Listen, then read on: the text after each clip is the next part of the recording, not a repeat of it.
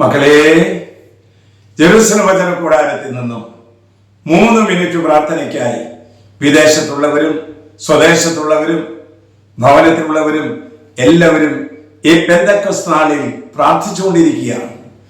അമ്മയും സ്ത്രീയന്മാരും പ്രാർത്ഥിച്ചിരുന്ന മുറിയിലേക്ക് പരിശുദ്ധാത്മാവ് അഗ്നിയായി ഇറങ്ങിയതുപോലെ, ഒരാത്മീയ കൊടുങ്കാറ്റായി ഇറങ്ങിയതുപോലെ ഇപ്പോൾ പ്രാർത്ഥിച്ചുകൊണ്ടിരിക്കുന്ന ഓരോ കുടുംബത്തിന്റെ കൂട്ടായ്മയിലേക്ക് അഗ്നിനാളങ്ങളായി പരിശുദ്ധാത്മാവ് കടന്നു വരികയാണ്. ഇതേതാ ദൈവത്തിന്റെ വചനം നമുക്ക് തരുന്നു. 1 കൊരിന്ത്യർ 2:11. മനുഷ്യന്റെ അന്തർഗതങ്ങൾ അവന്റെ ആത്മാവല്ലാതെ മറ്റാരാണ് അറിയുക? അതുപോലെ തന്നെ ദൈവത്തിന്റെ ചിന്തകൾ ഗ്രഹിക്കാൻ ദൈവാത്മാവിനല്ലാതെ മറ്റാർക്കാണ് സാധിക്കുക?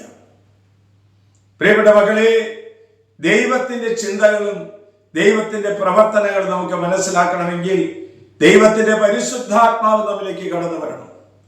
ദൈവത്തിന്റെ പരിശുദ്ധാത്മാവാണ് ദൈവഭയം നമുക്ക് തരുന്നത്. ദൈവത്തിന്റെ പരിശുദ്ധാത്മാവാണ് ദൈവഭക്തി നമുക്ക് തരുന്നത്. ദൈവത്തിന്റെ ജ്ഞാനം നമുക്ക് പകർന്നു തരുന്നത് പരിശുദ്ധാത്മാവാണ്.